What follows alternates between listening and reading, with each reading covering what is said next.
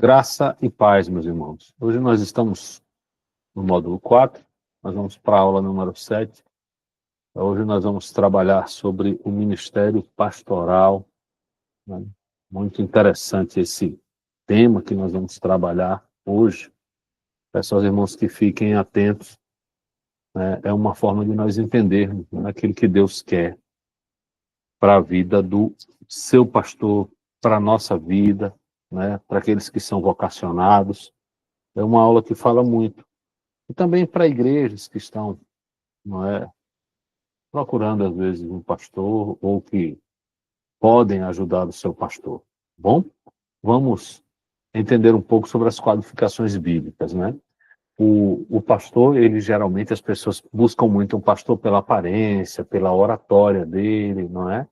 Se ele é alguém muito próspero, e isso tem trazido uma série de problemas para as igrejas. A gente tem visto igrejas nascendo de uma forma mais empresarial do que bíblica. E isso vai ser um problema no futuro, né? Já está sendo agora, mas vai piorar no futuro, porque nós vamos ver ministérios que estão sendo levados à mercantilização, né? Hoje as igrejas investem num modelo de igreja, num tipo de igreja, como se fosse um comércio, onde se faz análises dos lugares, e primeiro se abre a igreja, né? O ponto, quando eu falo igreja com I maiúsculo, né? E depois as pessoas são chamadas para fazer parte. É como uma loja, um comércio, que você faz um estudo de mercado e abre ali para que as pessoas possam vir, né, conhecer. A mesma coisa está acontecendo com algumas igrejas, dessa forma. Se perdeu o método bíblico, não é? O que é que Paulo fazia? Paulo plantava igrejas, ia nos lugares, começava nas casas, nas sinagogas, pregava ali a, a mensagem, para que aquilo tomasse uma proporção maior e eles precisassem de um lugar maior para se reunir, não é? Não tínhamos naquela época templos, igrejas como nós temos hoje, nós tínhamos lugares que eram próprios para esses encontros, né, que foram sendo criados em algumas casas, principalmente de pessoas que tinham condições e que tinham boas áreas para que isso fosse feito. E esses lugares começaram a ser separados durante a história da igreja, não é? Para receber pessoas e para cultuar a Deus. Então, o que é que nós precisamos hoje dos pastores, não é? Nós precisamos de líderes que sejam servos, que eles ministrem, governem, ensinem na igreja, não é? Pessoas que vão seguir os critérios de Deus e não os critérios do mundo. Para isso, eu quero pedir aos irmãos que abram as Bíblias de vocês no livro, na carta, né, de Paulo, a primeira carta de Paulo a Timóteo, capítulo 3, também Tito 1, também tema. Nós vamos seguir aqui com a primeira carta de Paulo a Timóteo, no capítulo 3, nós vamos ler do verso 1 ao verso 7.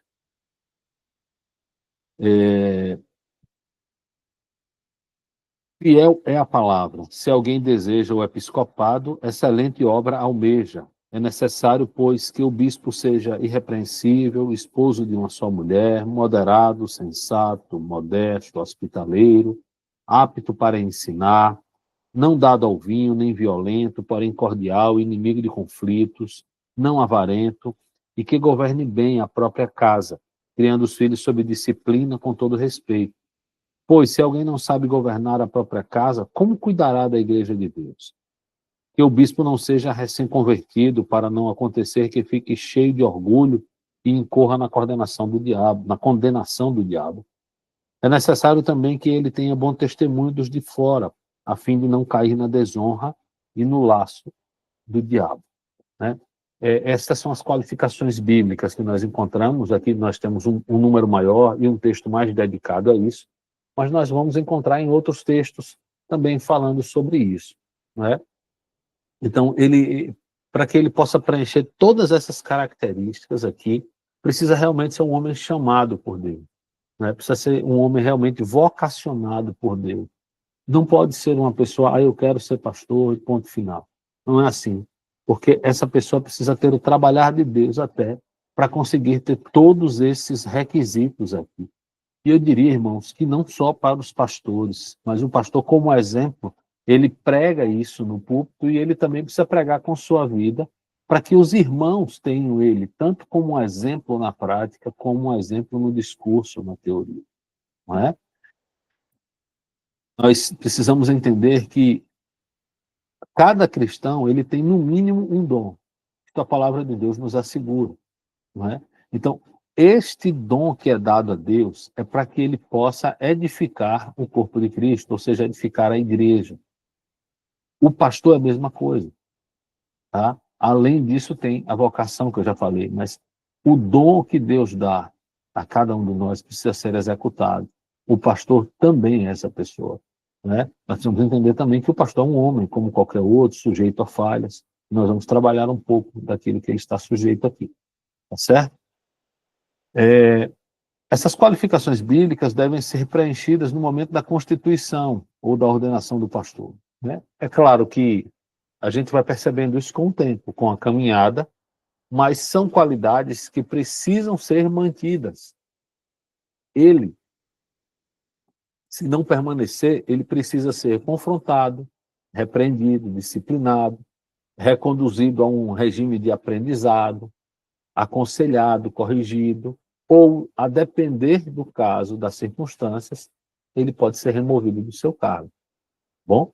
Mas nenhum pastor, nenhum presbítero, vamos colocar aqui o diácono também, deve ser acusado de forma leviana. Né? Em 1 Timóteo, capítulo 5, do verso 17 ao 20, vai dizer assim: devem ser considerados merecedores de pagamento em dobro os presbíteros que presidem bem, especialmente os que se esforçam na pregação da palavra no ensino.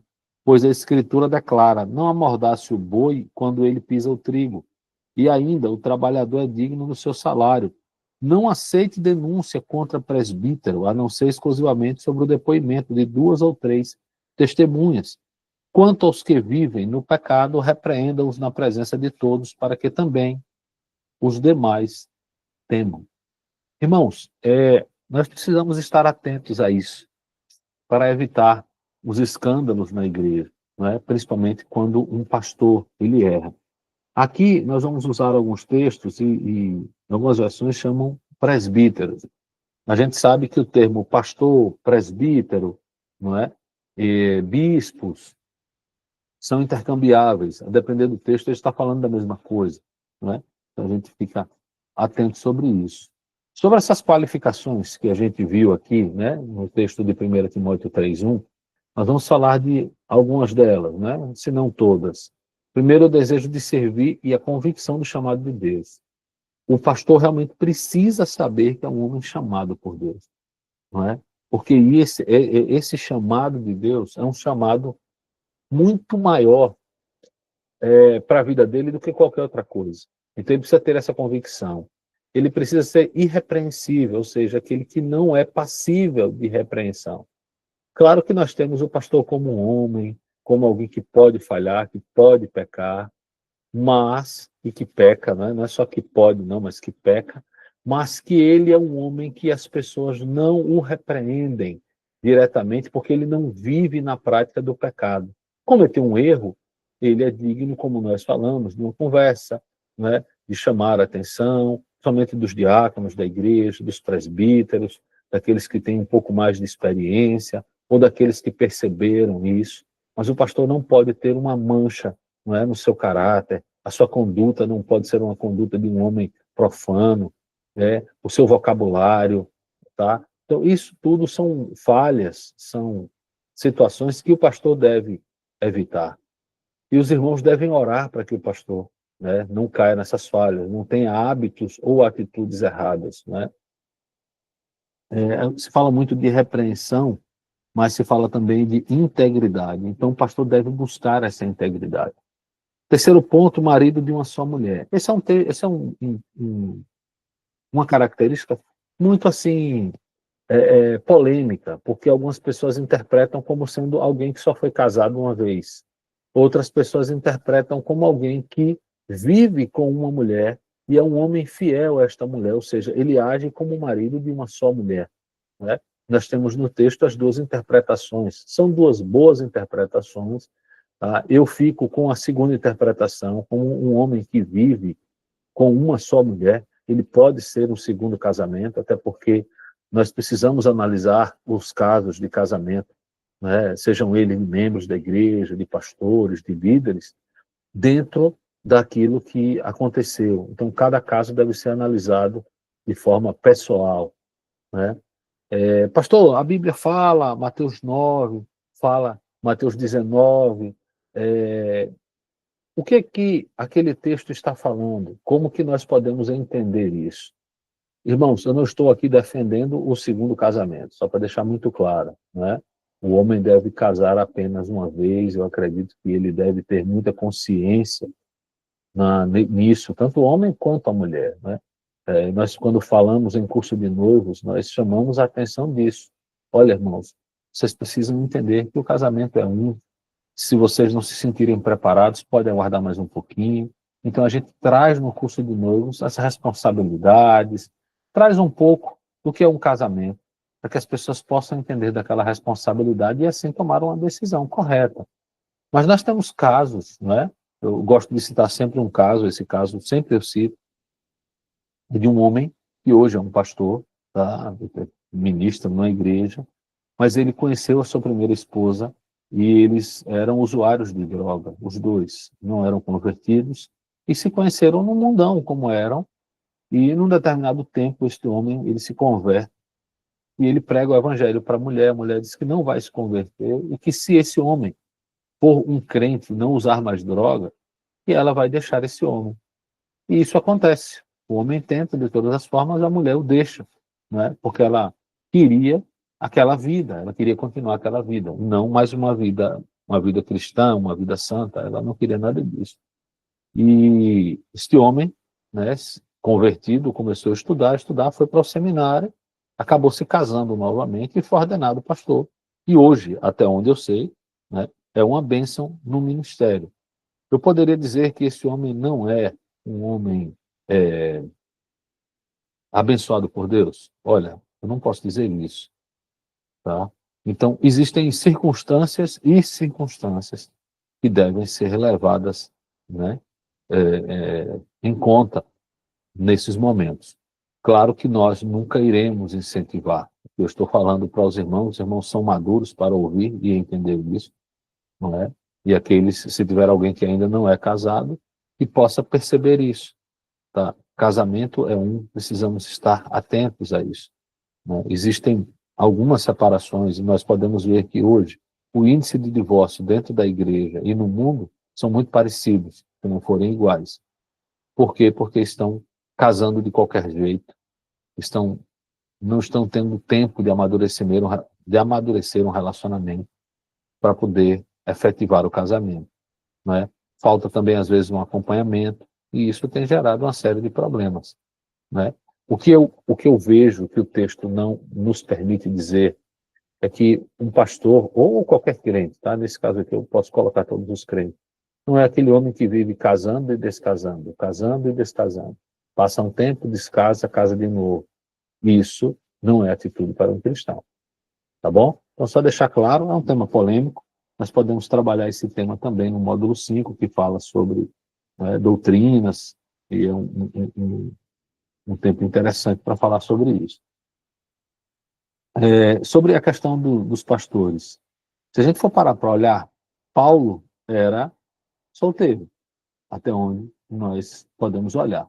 Claro que provavelmente Paulo era alguém que pertencia ao Sinédrio, ou que era alguém que estava sendo qualificado para fazer parte do Sinédrio. Nós sabemos que no Sinédrio aquele homem precisava ser casado.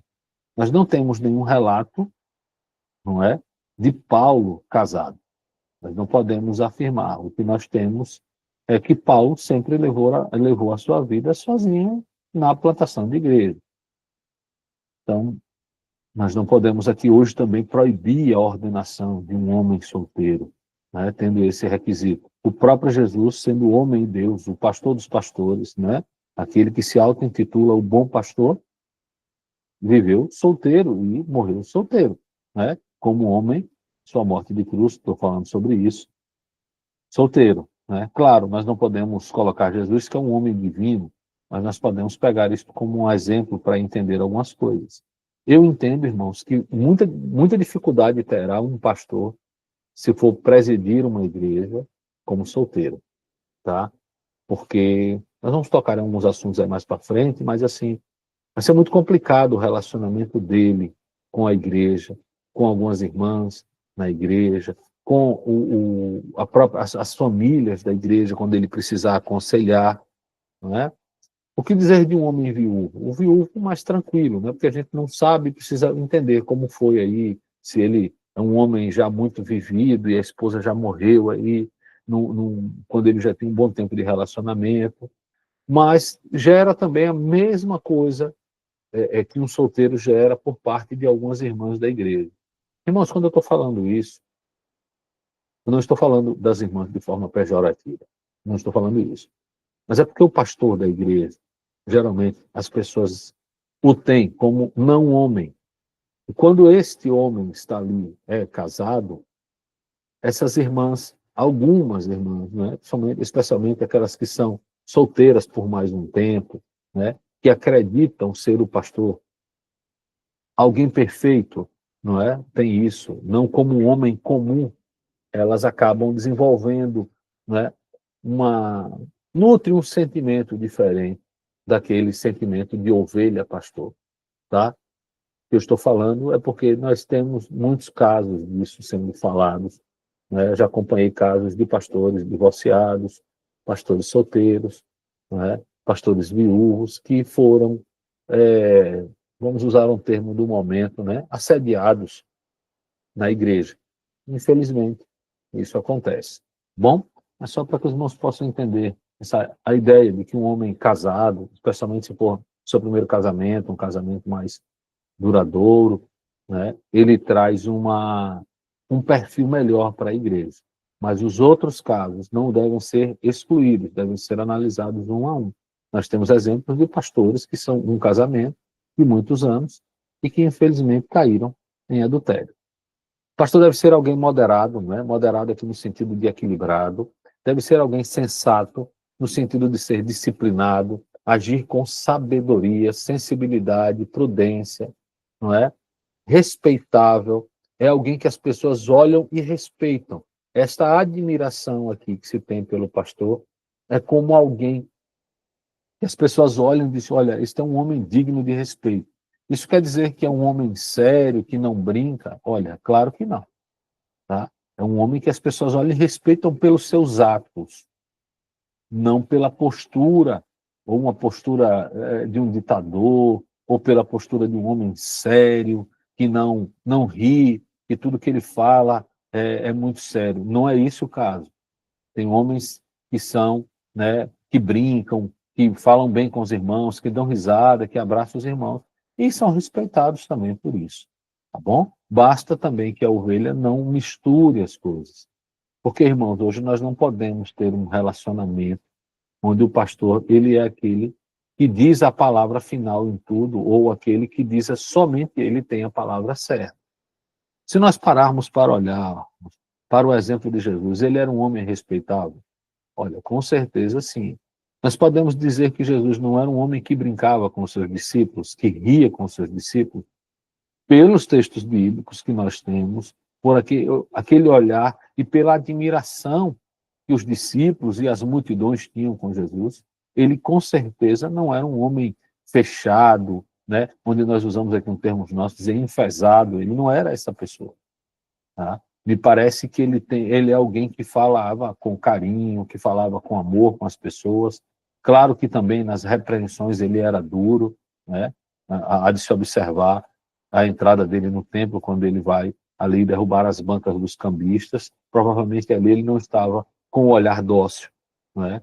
Mas alguém que se emocionava, como no caso de Lázaro, alguém que tinha compaixão pelas pessoas. Então, eu não vejo Jesus como alguém iracundo, de cara fechada das pessoas. É alguém hospitaleiro, não é? Já se foi muito tempo, hoje não se tem mais, mas quando as casas pastorais, elas eram casas maiores, onde tinham uma quantidade maior de quartos para receber aqueles que visitavam a igreja, né? Outros pastores, outras pessoas. Hoje, geralmente, se coloca muito nos hotéis.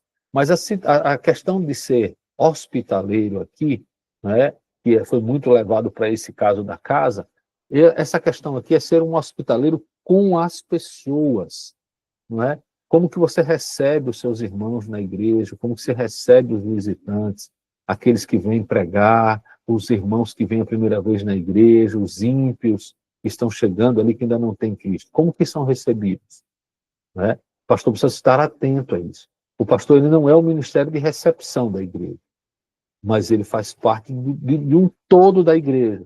E ele precisa ser alguém muito receptivo. Tá? A ideia de ser hospitaleiro aqui é essa, não é? Apto para ensinar.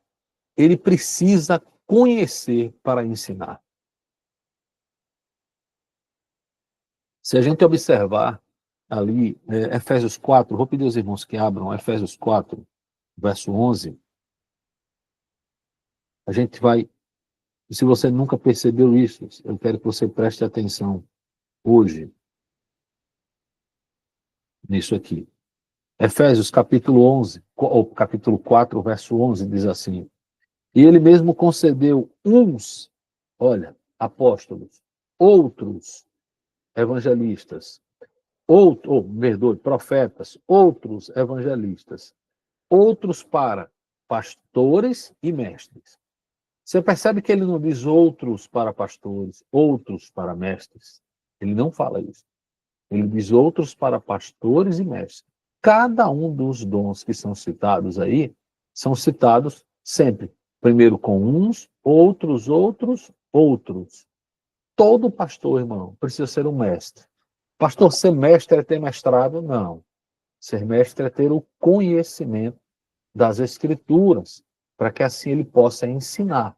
Tá? Então, todo pastor precisa ter o dom do ensino. O pastor é alguém que ama, alguém que cuida e alguém que perdoa. O mestre é aquele que ensina. Nós temos na igreja, pastores, mestres que não são pastores? Temos. Agora, naturalmente, irmãos, aqueles que conhecem a palavra e que querem viver a palavra, especialmente os vocacionados, os pastores, eles sentem a obrigação de se tornarem mestres no ensino. Como que você vai ensinar a Bíblia se você não conhece? Como que você vai reger a sua vida pela palavra de Deus se você não a conhece? Então, todo pastor, né, olhando para o texto, há uma regra aqui, principalmente no grego, né, que usa esses pronomes antes aqui, e são justamente ligados a dizer que o dom de pastor e mestre está intimamente ligado, né? Então, nós precisamos entender isso. O pastor é alguém que ensina, e que ensina de várias formas.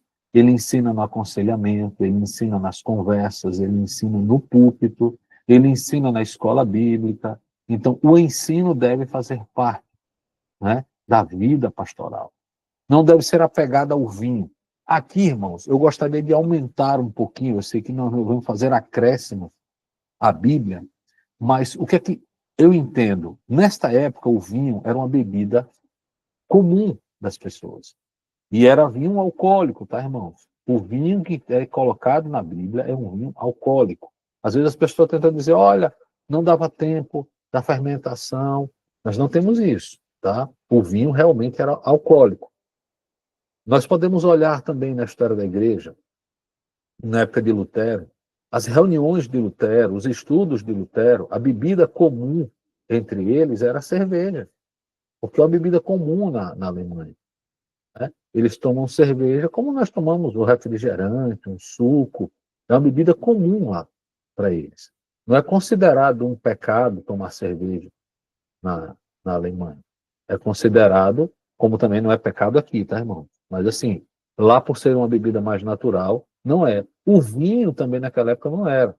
Mas hoje, nos nossos dias, nós podemos aceitar ou olhar para um pastor que, eu tomo apenas um cálice de vinho, eu tomo apenas aqui numa certa comemoração, ou num dia de festa, ou algo parecido. Olha, irmãos, se eu fosse o pastor da igreja, eu não aceitaria. Eu não aceitaria, não. Eu não beberia nenhuma taça.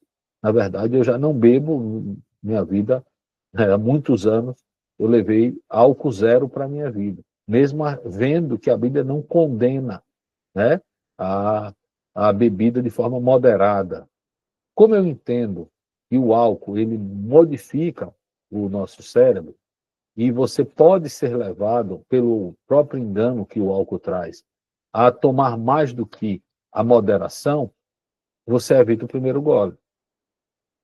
Então, é isso que muitas vezes a gente ensina, né, para os vocacionados, para os irmãos na igreja. Quando nós defendemos isso no púlpito, defendemos sempre o zelo por não beber de forma nenhuma, porque dentro da nossa cultura nós não temos isso. A bebida, o uísque, a cerveja, o vinho é uma bebida comum.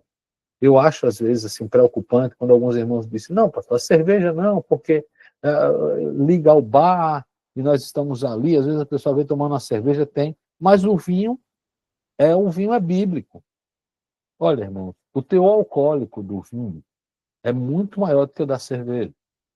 Então, se o irmão acha que a cerveja é ruim, deveria se opor mais ainda ao vinho. Então, qual seria um bom conselho ou uma boa observação para a escolha de um pastor ou para um pastor? Não beber nada. Até porque ele é um referencial para as outras pessoas. Não é? Então, nós precisamos ter esta atenção e esse cuidado. Ser violento, não violento e sim amável, né?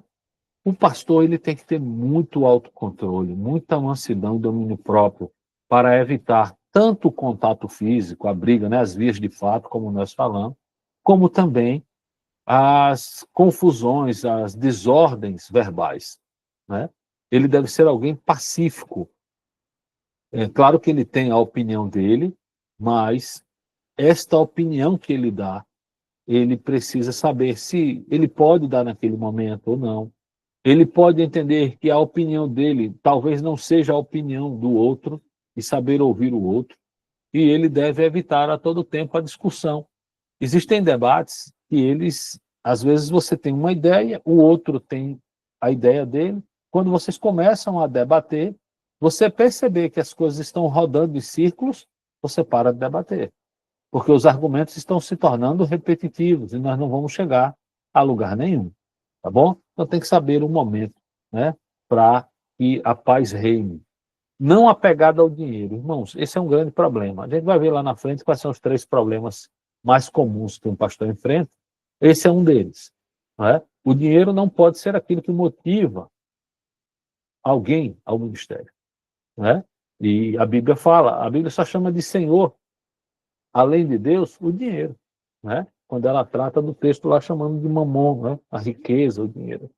Ele deve governar bem a sua própria família. Né? Ele precisa ser o líder na sua casa. Olha, irmãos, não confundam autoritarismo com autoridade. Não é? O pastor ou o homem, o sacerdote do lar, ele é alguém que tem autoridade, ele não é alguém autoritário. Não é? Isso precisa ficar muito claro. Não pode ser um recém-convertido, ou algumas versões dizem neófito, né? Ele tem que ser alguém maduro, que tenha experiência na vida cristã. Ele não está suscetível ao orgulho, ele não é alguém orgulhoso. Então, quando ele é alguém que ele já tem uma experiência no Evangelho, ele já está experiente ali, ele vai saber lidar com esta adoração. Esse é um dos principais problemas que temos também, viu, irmão? Que leva o pastor a ser orgulhoso. Os irmãos talvez não tenham dimensão de onde eles colocam os pastores.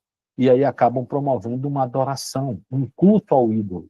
Então, às vezes, a gente reclama que outras religiões têm idolatrias, né? Tem essa questão com santos, né? Que nós explicamos no módulo 9, na história da igreja, falando sobre, né, dulia, hiperdulia, protodulia e latria. São as formas de adoração que a Igreja Católica define. E dentro do movimento cristão, evangélico, protestante e de outras seitas, há uma adoração também do pastor, do líder da igreja. Então nós devemos ser vigilantes nisso. Não promover a adoração a ninguém, nem a nada. Tá? Então é isso que um pastor deve ter. Ele deve entender que as pessoas que estão ali, elas estão ali para serem cuidadas e não para adorarem as pessoas, entendeu? É nesse sentido que nós entendemos o ministério pastoral. Por isso que um recém-convertido ele não está apto ao ministério, né? Porque como recém-convertido, ele pode se deixar levar pelos elogios, se deixar levar pelos por aquilo que o púlpito pode trazer para ele, uma falsa sensação de poder, né? E tornar dele alguém que deixa a humildade de lado e se torne alguém soberbo. Ele deve ter boa reputação, não é? Ele é alguém, quando nós falamos dos atributos, nós falamos que ele tem esses atributos por si só, né? Principalmente aquele que nós chamamos de irrepreensível, de ser alguém irrepreensível, já traz para ele uma boa reputação. Mas essa boa reputação é somente para os de casa? Claro que não.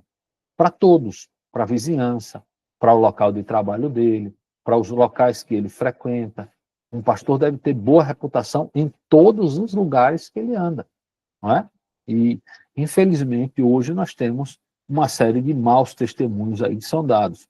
Com a internet piorou ainda, né? Porque a exposição se tornou maior e os pastores, alguns embevecidos, né, soberbos, acabaram usando a internet como meio de se autopromover e isso gerou alguns problemas que nós temos hoje aí, tá bom? Então, os irmãos também percebam o seguinte, irmãos, olha, todo pastor que ele é adorado e que ele se torna um ídolo, ele é feito assim pela comunidade, pela igreja. Se a igreja trata bem o seu pastor, trata-o com dignidade, com honra, mas não o adora, ele vai se manter humilde. Mas quando a igreja passa a adorar o pastor, é problemático. Paulo, quando ele fala em Atos 17 sobre os bereanos, ele vai falar que ele gostava dos bereanos, que ele admirava os bereanos. Por quê? Porque quando Paulo pregava, os bereanos iam conferir se o que Paulo estava falando realmente estava escrito. Hoje, alguns pastores não aceitam ser confrontados, não é, pelos irmãos. Claro que há formas e formas de se confrontar, mas um pastor, ele precisa entender que a sua igreja, as ovelhas que estão ali, precisam ter consciência daquilo que ele está falando. E quando um irmão ele vai na Bíblia, o pastor deve se sentir alguém que diz, olha, graças a Deus ele entendeu que ele precisa pensar só que eu estou aqui para ajudar, mas que ele vai seguir a caminhada dele buscando entender. E se ele discordar, ótimo, é um bom começo para uma conversa, para um debate amistoso, para que eles possam crescer mais e mais. Tá bom? Então, esses debates, essas discordâncias são oportunidades de crescimento e não desrespeito. O pastor precisa ter filhos que não sejam acusados de libertinagem e insubmissão. Aqui é o seguinte, irmãos. O pastor, nós temos o texto de Ezequiel 18, que fala sobre a responsabilidade individual. O pastor, ele é alguém que cria os seus filhos. Ele criou os seus filhos de forma bíblica. Ele criou os seus filhos observando a palavra, criou. Os seus filhos, em algum momento, se afastaram. É algo que os filhos tomaram a decisão. Mas não foi uma forma errada de criar. Hoje, muitas vezes, as pessoas dizem, onde o pastor errou quando criou o filho e o filho seguiu por um caminho alheio ao evangelho? Olha, nós não podemos dizer que nenhum pai, nenhuma mãe é perfeito. Nenhum de nós aqui, que somos pais e mães, não somos perfeitos. Mas nós fizemos de tudo o melhor para que aquelas pessoas seguissem um bom caminho. Especialmente quando nós nascemos, né? Os nossos filhos nasceram em berço evangélico. Mas, se eles tomaram uma decisão na vida, o pastor não deve ser criticado por isso, ou colocado à prova. Isto é a forma como ele criou. Agora, uma coisa é a forma como criou, outra coisa são as decisões que são individuais de cada um, né? Então, muitas vezes a gente tenta tirar e olhar esse texto dizendo assim, olha, os pais são responsáveis pelos erros dos filhos. O texto de Ezequiel 18 deixa isso muito claro. Há um texto em Provérbios que diz, ensina a criança no caminho que deve andar, quando ela crescer, não se desviará. Esse texto é uma promessa? Não. O texto de Provérbios mostra um dito sábio, um ditado. A criança, ela vai ter a vida toda aquele ensino que ela teve.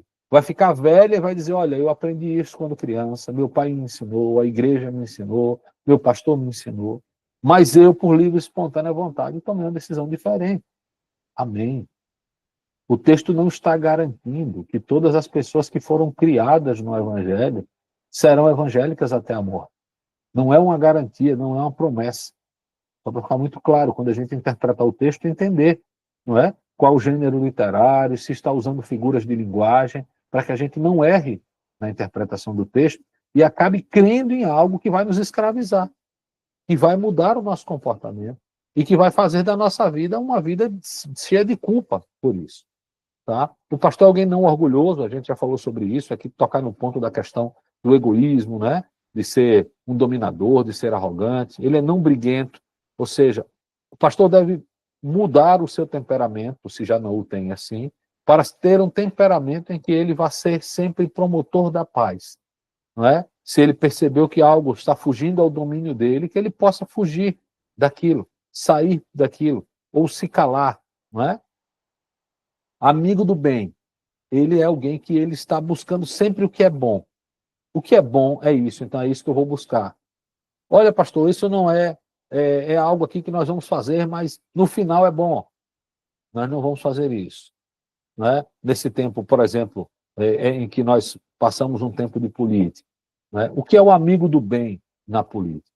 É aquele que ele não promove dentro da igreja algo que é alheio à igreja. Por mais que isso possa parecer bem ou bom. Tá bom? Então, devemos entender isso. Em Filipenses 4, a partir do verso 8, vai falar o filtro. Né? Ali é um texto que toca no filtro. Vamos ler esse texto, é um texto muito conhecido dos irmãos. Diz assim: finalmente, irmãos, tudo que é verdadeiro, tudo que é respeitável, tudo que é justo, que é puro, que é amável, que é de boa fama, se alguma virtude há e se algum louvor existe, que isso seja o que ocupe o pensamento de vocês. Então, no pensamento, você já deve ter tudo isso. Olha, o que eu estou pensando é verdadeiro? Além de verdadeiro, é respeitável, é justo, é puro, é amável, é de boa fama. Existe virtude nisso aqui? Esse é o nosso pensamento. Depois disso, isso pode ser materializado num ato ou numa palavra. Bom? É alguém que é justo. Que justo é esse? Que justiça é essa? Justo é alguém que nem é folgado e nem é apertado. Quando eu vou agir com a pessoa, por exemplo, um irmão da igreja cometeu um pecado. Este pecado é passível de que tipo de repreensão? Como nós vamos repreender? Nós vamos repreender de forma branda. Foi um pecado sério, mas não repreender de forma branda. Não, não pode ser assim. Porque você está sendo folgado. Não, ele fez isso aqui, não é muito grave não, mas nós vamos expulsar ele logo da igreja. Também não é assim. Não é? Então, cometeu um pecado, olha, você precisa passar por um afastamento, precisa de aconselhamento, você vai estar na igreja todo o tempo, você vai ser afastado apenas do ministério, se for um líder, né? Se for um irmão que ainda não é um líder, você vai trabalhar com ele, vai colocar outros irmãos ao redor dele para caminhar, para andar junto, para amar, para não permitir que ele saia da igreja. O texto de Mateus 18, quando fala sobre o comportamento, né, na repreensão, o que é que ele diz? Ele diz que se o teu irmão pecar, você vai até ele e conversa com ele. Se ele se arrepender, você ganhou o seu irmão. Se ele não se arrepender, você chama 2 ou 3 testemunhas. Então você vai lá com mais 2, escolhe líderes da igreja, escolhe homens que também são irrepreensíveis, que são bons exemplos, e vai lá conversar com ele. Não se arrependeu? Leva para a igreja. Olha, o irmão tal se encontra em pecado, já foi chamado pessoalmente, de forma particular, já foi chamado com 2 ou mais testemunhas, não se arrependeu. Nós precisamos agora tomar uma posição. Olha, o irmão está afastado do cargo, o irmão está, a depender, né, do que for, está em disciplina, vai passar um tempo fora do rol de membros para ser aconselhado. o irmão não aceitou, vai considerar ele como gentio e publicano. O que é que um crente faz com gentio e publicano? Prega o evangelho para ele. Gentio e publicano não é para ser escorraçado, não é para ser jogado fora. Não, ele precisa ser, novamente, ter o evangelho pregado a ele. Tá? Então isso precisa ficar muito claro para nós, porque às vezes a gente considera gentio e publicano, abandona a pessoa lá. Não é isso. O gentio e publicano são pessoas que nós estamos em busca, são os ímpios, são aqueles que ainda não são convertidos, que precisam ser convertidos. Nós temos um exemplo clássico na Bíblia de publicano, que é o próprio Mateus. Não é? Mateus era um publicano, ou seja, alguém que era odiado pelos judeus. Por quê? Porque ele, sendo judeu, se aliava ao Império Romano e se tornava um cobrador de impostos dos judeus, ou seja, dos seus irmãos. Então, os judeus detestavam os publicanos. Eram judeus tidos como traidores. E o publicano, o que é que ele fazia? Ele cobrava o imposto de Roma, e ao imposto de Roma ele acrescentava para poder ter o salário dele. Então, ou seja, além da alta carga tributária romana, ele ainda colocava um percentual dele, que poderia ser inclusive maior. O Império Romano ele não fazia com que ele não tinha essa vigilância de cobrança do aumento que o publicano fazia. Ele queria a parte dele. Como o publicano ia fazer, se ia fazer de forma violenta ou não, e especialmente quando alguém não pagava, ele tinha acesso aos soldados romanos, não é? Para poder forçar essa pessoa a pagar. E o que é que Jesus faz com Mateus? Né? Traz Mateus para ser um dos 12. E Mateus é aquele que escreve, né? Como nós temos na ordem cronológica dos evangelhos, que escreve o segundo evangelho. Então, é assim que nós olhamos aqueles que estão em pecado, aqueles que não querem nos ouvir naquele momento, aqueles que são rebeldes, que se rebelam. É assim que nós tratamos. Nós não abandonamos ninguém. Nós não temos o direito, não há nenhum versículo na Bíblia que nos mande, não é, abandonar ninguém. Nós devemos amar a todos e buscar a todos. As duas últimas, né, características ou qualificações para os pastores. Consagrado. Consagrado é no sentido de separado, né? Os irmãos conhecem a palavra santo no grego, né? E ela vai dizer o quê? É o mesmo significado da palavra separado. Alguém que está separado do mundo, das coisas do mundo, dos princípios do mundo. Separado do mundo para Deus. Que se apegue firmemente à mensagem fiel. A gente falou no apto a ensinar, justamente. Você só vai ensinar se você conhecer o Evangelho, se você conhecer a palavra de Deus. E, além de conhecer, isso precisa redundar em fé. Né? O próprio texto diz, sem fé é impossível agradar a Deus. Se a gente lê a Bíblia sem fé, a Bíblia é como qualquer outro livro. Mas, se a gente lê a Bíblia e tem fé, a gente entende que aqui é a palavra de Deus. Né? Então, todas essas qualificações que nós falamos aqui são qualificações necessárias.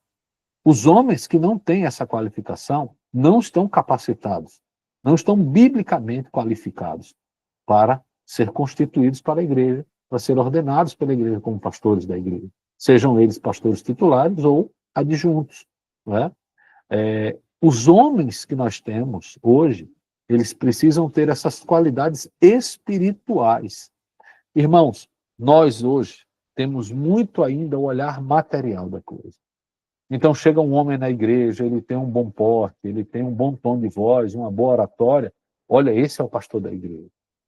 A igreja não deve se deixar levar por homens que são de porte ou beleza, ou dentro do padrão do mundo, não é? A boa aparência que é tão falado. Não é isso. É o compromisso desse homem com Deus. É a vida espiritual desse homem com Deus. Pastor, como é que nós saberemos a vida espiritual desse homem com Deus? Conversas, acompanhamento, andando junto, conhecendo a sua família, conhecendo a sua casa, conhecendo as pessoas que estão ao seu redor. O testemunho das pessoas lembram da boa reputação. É assim que vocês vão conseguir. Vocês vão achar homens pecadores que têm erros, que pessoas não gostam? Vão achar. Mas na maioria dos casos, é uma pessoa que você percebe a presença de Deus na vida dela. A ordenação ela é um ato de reconhecimento e confirmação. Quem ordena é a igreja. A ordenação é da igreja. Qualquer homem pode chegar na igreja e dizer que quer ser ordenado Bom, ele pode até dizer que quer ser ordenado, mas quem ordena, quem faz o pedido para que aquele homem seja ordenado é a igreja. Então a igreja ela vai observar este homem, não é? Assim também para os diáconos, assim também para igrejas que têm o presbitério, não é? Para os presbíteros. É a igreja quem observa, é a igreja quem ordena. Bom, aqui é um acróstico, né, do nome pastor, onde é aquele que prega o evangelho, é aquele que age como um embaixador, um ministro, alguém que representa Deus aqui na terra. Né? O texto de 2 Coríntios 5 vai dizer que é como aquele que fala como se Deus exortasse através da vida dele. Esse é o embaixador. Servir o povo de Deus e procurar agradar a Deus.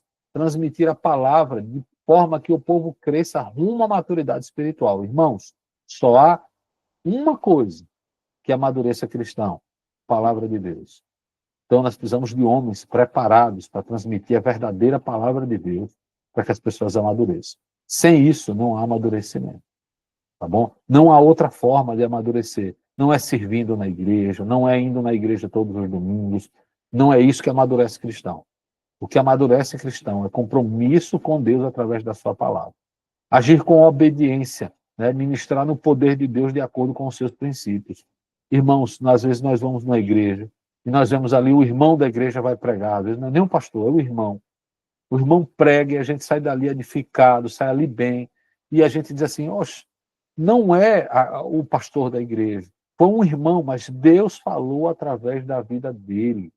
Por quê? Porque ele se colocou à disposição de Deus. Não é? O texto de Atos 1:8, que é muito conhecido por nós, né, que é o texto áureo do livro todo de Atos, que mostra como o livro de Atos vai se desenrolar, ele diz assim, e recebereis poder. Quando é que nós recebemos poder? Ao descer sobre vós o Espírito Santo. E aí nós teremos poder quando o Espírito Santo está em nós para testemunhar. Às vezes as pessoas querem o poder de Deus para fazer maravilhas, sinais, prodígios. Eu não estou dizendo que isso não pode acontecer. Pode. Mas a grande obra do Espírito Santo na vida do crente, o grande poder que o crente tem com o Espírito Santo na sua vida, é o testemunho, é a vida modificada, é a pregação autêntica da palavra de Deus. Né? Recordar-se do chamado de Deus e permanecer fiel a ele.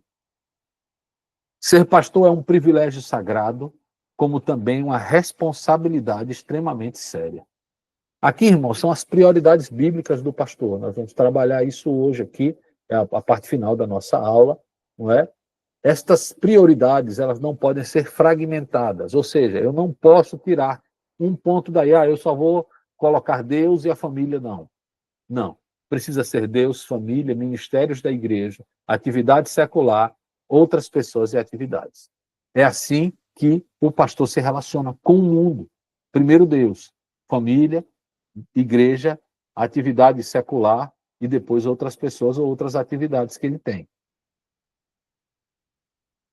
Esse quadro aí está na página 97 aí do nosso módulo, tá bom?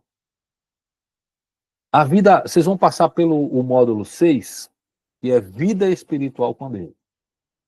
Se o cristão deve ter, o pastor deve ter mais. Porque é ele que está naquela função ali de orientar os seus cristãos. Então, se a ovelha estuda, o pastor deve estudar mais. Se a ovelha tem um devocional, o devocional do pastor deve ser maior. A vida de quem é vocacionado deve ser uma vida mais entregue a Deus do que da ovelha. Porque ele está ali num local onde ele está sendo observado, onde ele está sendo tendo mais probabilidade de erro, é mais atacado. Então, o seu tempo com Deus deve ser maior. Tá? Só para deixar claro que às vezes dizem assim, olha, não, a ovelha e o pastor, eles devem ter o mesmo tempo de estudo. Irmãos, não é assim que o texto bíblico trata. Tá bom? Nós estamos vendo aqui que essas qualificações, se a gente for colocar, por exemplo, para dizer, olha, você só pode ser membro dessa igreja se você tiver essas qualificações dos pastores. A gente sabe que a gente vai começar a tirar as pessoas da igreja, não é? Porque muitos daqueles irmãos ainda estão em amadurecimento, em processo de amadurecimento. O pastor ele já deve ter aquelas qualificações. Claro que ele vai crescer mais, claro que ele vai melhorar mais, mas ele já deve ter aquelas qualificações, tá bom? Por isso que ele não pode, né, como o texto diz, ser neófito. Então, é alguém que investe tempo com Deus, o pastor, né? Por isso que a primeira prioridade, né? Até o termo primeira prioridade é uma redundância, mas a prioridade do pastor é a vida com Deus, né? Ele investe tempo em oração, ele esforça para ser santo, puro, ser íntegro, permanecer cheio e andar sempre no poder do Espírito Santo. Como é andar no poder do Espírito Santo? Fazer a vontade de Deus, né? Alimentar-se diariamente da palavra de Deus, não só com o estudo, mas com o devocional, né? Viver ali constantemente pela fé. Viver pela fé, irmão, não é isso que muitas vezes as pessoas dizem, eu vivo pela fé, eu faço as coisas e deixo que Deus resolva. Não. Viver pela fé é tudo o que você faz. É você passar pelo exercício da fé. Saber que você está fazendo aquilo, mas que Deus está operando aquilo na sua vida. Não é uma fé cega. Não é uma fé que eu não sei o que vai acontecer. É a fé que eu tenho certeza. O texto de Hebreus, capítulo 11, os irmãos estiverem com Bíblia aí, pode abrir. Hebreus, capítulo 11, no verso 1, diz assim, a fé é a certeza de coisas que se esperam, a convicção de fatos que não se veem. Então, quando um pastor, ele está com a igreja, e ele está vivendo pela fé, ele tem alvos, ele tem objetivos para aquela igreja, para o ministério dele ali. E ele faz aquilo, não é de forma cega. Eu vou fazer isso aqui, o que der, deu, não. Eu vou fazer com a intenção disso. O que é que um pastor faz para que a igreja possa crescer? Prega a palavra, vive o evangelho, ama as pessoas, perdoa as pessoas. Ele não está ali fazendo aquilo ali simplesmente de qualquer forma. Ele tem uma intenção quando ele faz aquilo. A intenção é edificar o corpo de Cristo.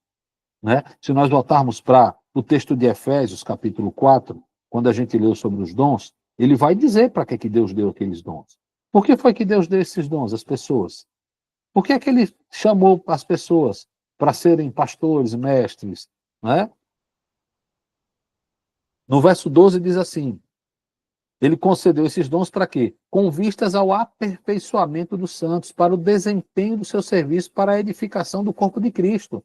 Ou seja, esses dons, né, apóstolo, profeta, evangelista, pastor e mestre, é para que os santos sejam aperfeiçoados. Esses santos aperfeiçoados vão desempenhar melhor o serviço de Deus. Quem ganha com isso? A edificação da igreja, do corpo de Cristo. E qual é o limite? Onde é que nós queremos chegar? Até que todos cheguemos à unidade da fé e do pleno conhecimento do Filho de Deus, ao estado, né? Você está como uma pessoa madura, à medida da estatura da plenitude de Cristo, para que não seja como o quê? Como criança.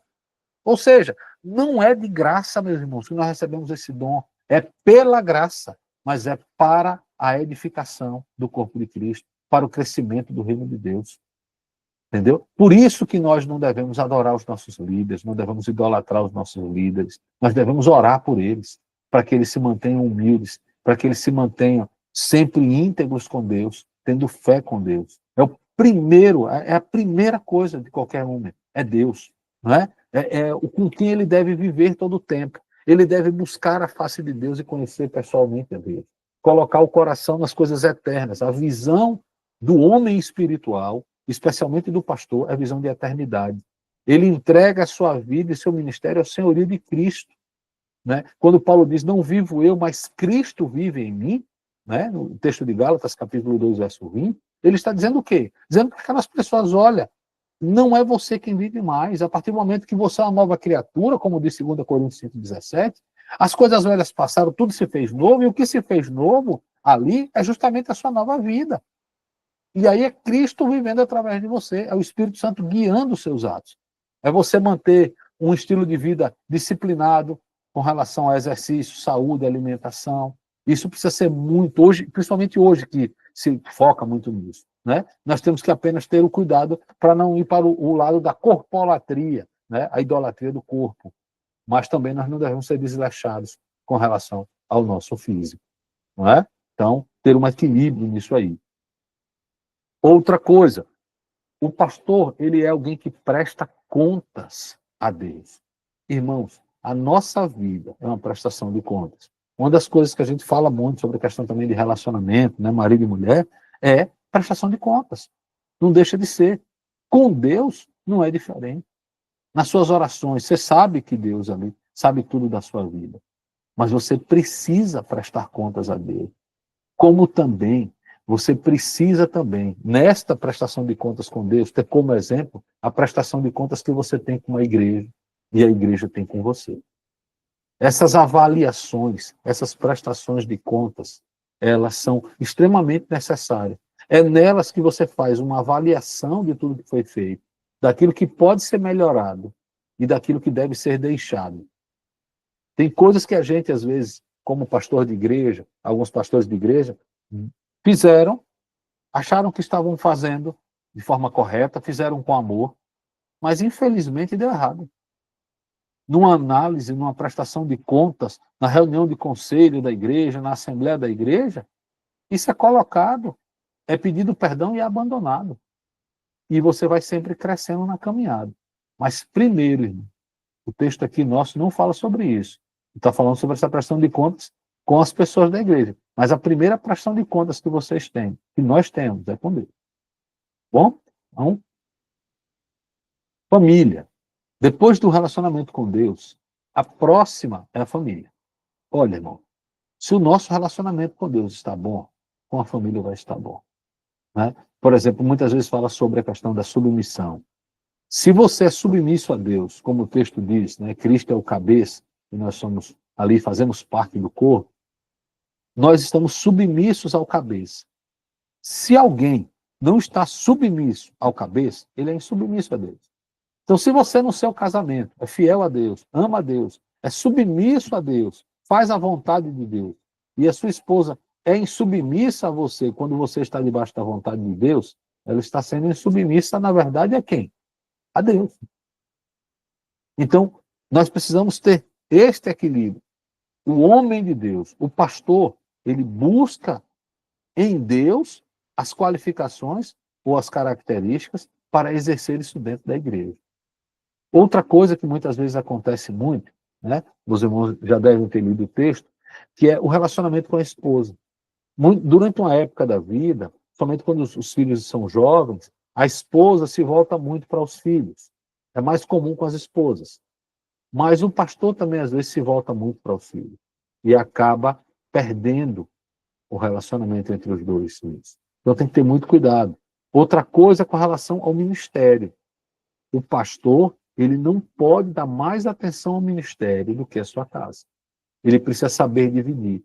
Ele precisa ter um momento para os filhos, ele precisa ter momento para a esposa, ele precisa ter momento para a família, ele tem que ter momento de comunhão, de recreação. O pastor não pode ser alguém entregue 100% do seu tempo da sua vida à igreja. Né? É interessante até que o pastor não more na igreja, porque a igreja, durante a semana, ela tem muitas movimentações e que, às vezes, acabam afetando, não é, a vida do pastor, o dia do pastor. E isso é prejudicial. O dia de trabalho do pastor é o domingo. Né? Na nossa realidade, nós usamos o domingo. Então, o pastor precisa ter um dia da semana livre para ele, para descanso realmente. É um dia que ele não estuda, é um dia que ele não trabalha, é um dia que ele está descansando. Como todas as pessoas têm esse dia, não é? Outra coisa que o pastor precisa estar alerta com relação ao ministério da igreja, que já no terceiro ponto, é não trabalhar sozinho. Elias preparou Eliseu. Samuel, ele foi lá e ungiu Davi como o próximo rei, como ele ungiu também Saul. O pastor, ele deve preparar pessoas, deve capacitar pessoas. A igreja precisa ter homens e mulheres treinados para o serviço. Nenhum pastor trabalha sozinho. Outra coisa, se o pastor da sua igreja morrer, quem vai pregar na igreja enquanto vocês acham outro pastor? Vão ficar convidando outros pastores? Não tem ninguém na sua igreja preparado? Tem alguma coisa errada? Cadê o processo de discipulado? As pessoas precisam ter líderes, investir na vida de líderes, criar líderes. E líderes também criar outros líderes, né? Criarem outros líderes. Você é líder do Ministério de Família. Quem que você está preparando para ser o próximo líder? Não, pastor, eu quero ficar 10 anos aqui. Depois dos 10 anos, irmão, quem vai ficar? Irmão, se você morrer amanhã, quem vai ficar? Quem vai assumir o seu lugar? Nós precisamos pensar. Jesus andou com 12, preparou 12. Quando nós chegamos no cenáculo, em Atos 1,15, nós temos ali, em média, 120 pessoas preparadas, treinadas. Todos esses 120 falaram em línguas ali, em Jerusalém, logo em Atos 2. Porque estavam sendo treinados, discípulos prontos. Esse é o crescimento da igreja. Logo ali, Pedro vai ter um acréscimo ali com a pregação do evangelho de 3.000, depois vai a 5.000, depois o número é incontável de discípulos. Por quê? Está se preparando discípulos. Olha, 3.000 pessoas, 5.000. Depois nós temos um número incontável, não é de membros, não é de batizados, é de discípulos, o texto diz. Precisa discipular, precisa ter alguém para fazer isso. Não é? Com relação à atividade secular, o ideal é que o pastor não tenha uma atividade secular. Este é o ideal. Mas nós sabemos que a realidade das nossas igrejas não conseguem contemplar isso. Não é? Então, nós hoje temos que dividir o pastor com a atividade secular dele em muitos casos.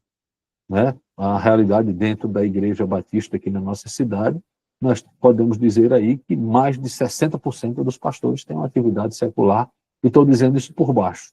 Né? Isso é uma coisa minha das pesquisas que eu faço, que eu converso. Mas a maioria tem outro trabalho, né? Porque não podem, a igreja não tem condições de manter ali. Quando a igreja não tem, ele precisa realmente ter uma atividade secular. Quando a igreja tem, o ideal é que a igreja pague, não é, o suficiente para que aquele homem seja sustentado apenas pela igreja e viva apenas para o ministério. Irmãos, o púlpito da igreja é o lugar onde o pastor tem menos trabalho. Acreditem nisso. E olhe que uma pregação bem feita, uma pregação onde o pastor se prepara, nós já vimos aqui, né, na primeira parte desse módulo, demora de 12 a 14 horas. Né? E com o tempo ele vai ganhando experiência, mas eu acredito que não gaste menos do que 8 a 10 horas para se preparar uma pregação. Um pastor bem experiente. Tá? Então, é que a gente fique atento a isso. O último ponto é sobre as outras pessoas ou atividades. Não é? Aqui é o último ponto. Ele vai precisar se relacionar com o mundo e com as outras pessoas. Depois de se passar Deus, família, ministério e atividade secular, ele tem aqui as outras atividades. Mas ele não deve colocar isto à frente ou colocar isto como algo mais importante do que os outros 4 pontos. Né? Ele não deve também competir com os outros no ministério. Irmãos, cada igreja tem uma realidade, cada pastor tem uma realidade. Então não comparem, e ele também não se compara. Quando ele se compara, ele acaba gerando um problema para ele mesmo. Né? Hoje nós vivemos dias de Instagram onde as pessoas postam ali somente o lado bom da sua vida. Se você fosse comparar aquilo e você olhar a sua vida como um todo, você não consegue alcançar aquele padrão. Porque nem aquela pessoa tem aquele padrão. Não é? Faça a sua parte, tenha o seu compromisso com Deus, exerça e melhore essas qualificações, que Deus vai lhe dar o crescimento na medida certa. Tá bom? Não acredite naquilo que a rede social posta, naquilo que as pessoas falam, mas se mantenha fiel a Deus. O pastor ele precisa escolher o seu tempo e investir naquilo que realmente é bom, ou nas coisas que mais agradam a Deus. Né? Talvez a gente, às vezes, tenha perdido um pouquinho de tempo aí em coisas que não faz muito sentido. Né? E quanto mais ele consegue colocar as prioridades corretas, mais sucesso ele vai ter. E para mim, irmão, pastor, que eu não sou um pastor, coloque a sua vida, as prioridades corretas, que Deus vai lhe abençoar nas outras. É um ensino que a gente tem. Às vezes a gente se perde um pouquinho quando a gente faz coisas que não era para ter feito. Coloca prioridades e coisas nas prioridades na hora errada, no local errado. E aí acaba gerando um problema. Né? Sobre precauções, não é, que o pastor deve ter. Ele foge do amor ao dinheiro, ele foge da imoralidade, ele evita controvérsias e falas tolas. Irmãos, o que faz um pastor cair é orgulho, o dinheiro e a imoralidade. Esses são os três principais pontos fracos. Aquilo que mais a gente observa nas quedas dos pastores: o dinheiro, a imoralidade e o orgulho. Bom? Outra coisa, ele vai ficar longe dos falsos mestres. Quem nós temos escutado, quem nós temos buscado ouvir. Ele não vai negligenciar os seus dons espirituais. Aquilo que Deus deu a ele, ele vai continuar exercendo e crescendo e melhorando. Ele vai se atentar para a sua vida pessoal e ensino. Irmãos, o que eu ensino, eu mesmo cumpro. Eu estou disposto a mudar a minha vida e cumprir isso que eu ensino. Senão o erro está em você. Porque se a Bíblia ensina aquilo, você deve ensinar as pessoas, mas você deve viver. Ele deve se proteger contra. Isso aqui é interessante. Existem igrejas, irmãos, que seguem líderes, que seguem pessoas. Ele deve sempre colocar a igreja que ela deve seguir a Cristo. Lá em Coríntios, que é Corinto, a igreja lá, ela tem uma série de problemas. Um dos problemas são as divisões. Eu sou de Paulo, eu sou de Apolo, eu sou de Pedro, eu sou de Jesus. Divisões. Está seguindo homens. Quando eu falo Jesus, não estou falando que nós não vamos seguir Jesus ali, não estou citando Jesus como um homem, mas eu estou citando ali dentro da igreja divisões voltadas para pessoas e não voltadas para Deus. Então o pastor aponta para Cristo, para que as pessoas adorem a Cristo, para que as pessoas se voltem para a palavra de Deus e não para a palavra do pastor. Nós aprendemos também nesse módulo que Deus tem compromisso com a palavra dele, não com a palavra do pastor. A palavra do pastor não é compromisso de Deus. Então, se algum pastor, e todos os pastores falam, tá, irmãos? Todos nós que pregamos no púlpito acabamos falando algo que nós entendemos. As pessoas que estão ouvindo devem perceber, isso que ele está falando é de Deus? Se não é de Deus, eu não tenho compromisso com a palavra do pregador, do pastor da igreja. Eu tenho um compromisso com a palavra de Deus. Isso é muito claro mesmo, porque senão a gente acaba indo por um caminho errado, né? Ele não reina como Supremo Senhor, ele na verdade é um servo, né? Cristo vai dizer, aquele que quer ser o maior que seja o que serve. Ele não promove a si mesmo, mas a Cristo.